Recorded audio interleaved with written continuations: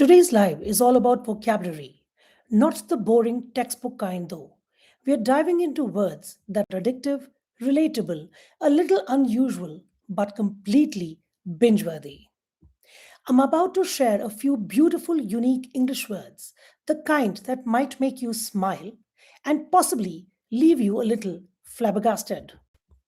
So, the whole concept of this live stream came as I'm traveling abroad soon to meet my son and my nephew after a long gap to celebrate their graduations. The last I visited them, we went to Disneyland. Now, the nostalgia hit hard, and I realized that this isn't going to be just another trip, rather, a whole experience of emotions. And that got me searching for words. Words, something deeper than just reunion. And so, this is what I came up with. Here we go. The first word is retrovie, spelled Retrouville, retrovie. A French word that captures the pure joy of reconnecting with someone after a long separation. Not just meeting, but feeling your heart fill up again. That moment when distance dissolves, that overwhelming joy of seeing a close relative, your own blood, after so long. That moment, that emotion, that's retrovie. Our next word is euphonious. It simply means the sound that is pleasing, sweet, or musical to the ear. Harmonious, smooth, beautiful to listen. Think of a soothing voice, a melody that stays with you, a poetry that just flows. I can't wait to hear the euphonious sound of my son's voice again. And the opposite of this word is cacophony, harsh, jarring, chaotic noise. Now, my son and I agree to disagree on almost everything, like every grown up adult and mother's relationship, right? Now, if you put two strong opinions in one living room, what else can you expect? So, conversations between my son and me might go from euphonious, smooth, warm, full of laughter, to a little bit of cacophony. Well, this brings us to the next word ephemeral. This is one that hits a little deeper. It means something that lasts for a very short time, fleeting, temporary. Now, here's the thing moments like overwhelming joy of meeting my son can be a little ephemeral, beautiful, intense, and sometimes fleeting.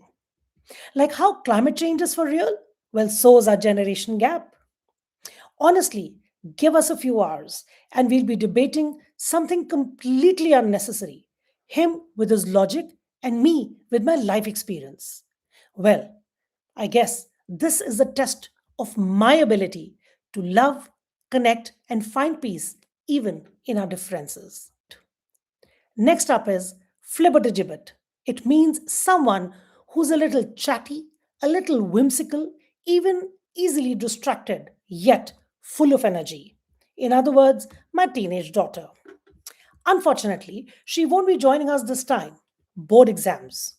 But trust me, if she were to accompany us, the entire vacation would be less words, less vocabulary, and much more flibbertigibbet.